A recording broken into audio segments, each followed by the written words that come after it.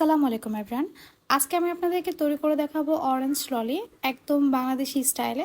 দোকানে যে অরেঞ্জ ললিটা পাওয়া যায়, এই ললিটা খেতে ঠিক তেমনই হয়েছে।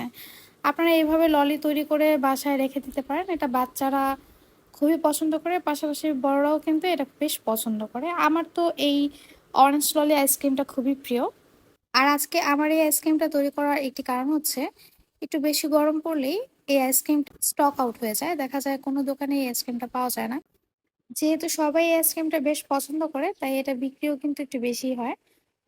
আর আমার এই আইসক্রিমটা আমি আপনাদেরকে একটু ভেঙে দেখাচ্ছি। এটার কনসিস্টেন্সিটা যেমন দেখতে পাচ্ছেন, আপনারা দোকান থেকে ললি আইসক্রিমটা যখন খাবেন একটু ভেঙে দেখবেন, সেটাও কিন্তু দেখতে ঠিক এরকমই হয়। এর মধ্যে কিন্তু কোনো প্রকার বরফ নেই।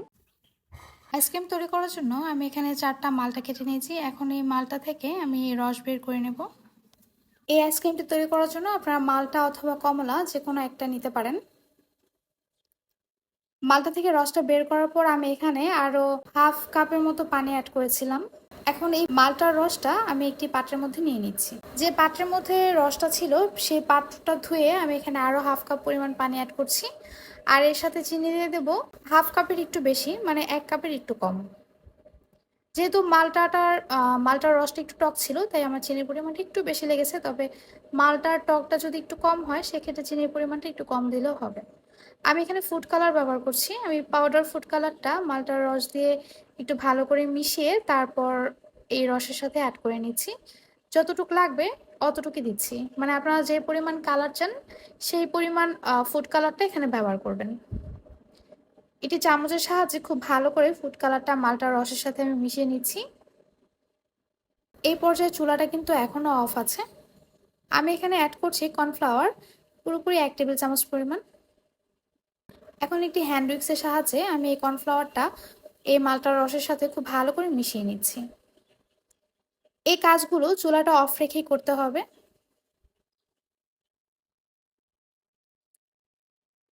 কর্নফ্লাওয়ারটা খুব ভালো করে মেশানোর পর আমি এখন চুলাটা জ্বালিয়ে দেবো, আর এটাকে 2 থেকে 3টা বলক দিয়ে নেব। খুব বেশি ফুটানোর দরকার নেই, যেহেতু এটা ফলের রস। খুব বেশি ফলের রস ফুটালে সেটার পুষ্টিগুণ কিন্তু একদমই নষ্ট হয়ে যায়।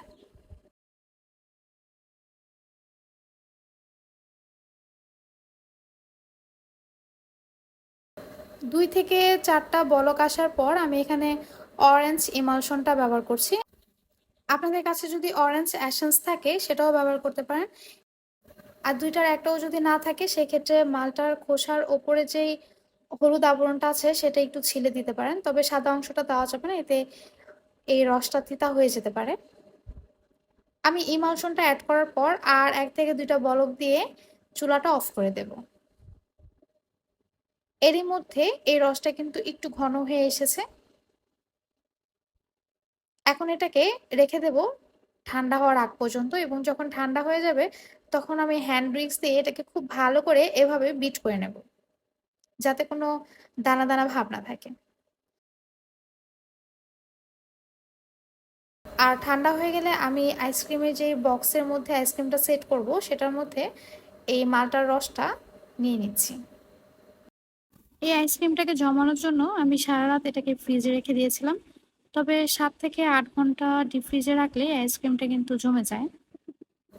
আইসক্রিমের ওপরে যেই লাঠিটা আমি এখানে ব্যবহার করেছি, পরবর্তীতে যখন আইসক্রিমটা হালকা একটু শক্ত হয়ে এসেছিল, ঠিক তখন আমি আইসক্রিমের ওপরের যেই লাঠিটা ব্যবহার করেছি সেটা তুলে ফেলে আমি এখানে বাঁশের যে আইসক্রিমের লাঠিটা পাওয়া যায় সেটা দিয়ে নিয়েছিলাম। কারণ বাঁশের আইসক্রিমের লাঠিটা দিলে আইসক্রিমটা তুলতে একটু সহজ হয়। আপনারা যদি সহজে আইসক্রিমটা তুলতে না পারেন, সেক্ষেত্রে এটাকে কিছুক্ষণ পানিতে ভিজিয়ে রাখবেন, তারপর খুব ইজিলি আপনারা এটাকে মোল্ড আউট করে ফেলতে পারবেন। আমি একটি সার্ভিং ডিশে এখন আইসক্রিমগুলো আপনাদেরকে একটু তুলে দেখাচ্ছি। আপনারা একবার আমার এই রেসিপিটি ফলো করে বাসায় এই আইসক্রিমটি তৈরি করবেন, তাহলে হয়তো বুঝবেন এটা খেতে কতটা মজা হয়েছে। আশা করছি আমার এই রেসিপিটি আপনাদের খুব ভালো লেগেছে। ভালো লেগে থাকলে অবশ্যই কমেন্ট করে জানাবেন, এবং লাইক শেয়ার সাবস্ক্রাইব করে বা চ্যানেলের পাশে থাকবেন। আজ এই পর্যন্তই, আবার চলে আসবো নতুন কোনো রেসিপি নিয়ে। আল্লাহ হাফেজ।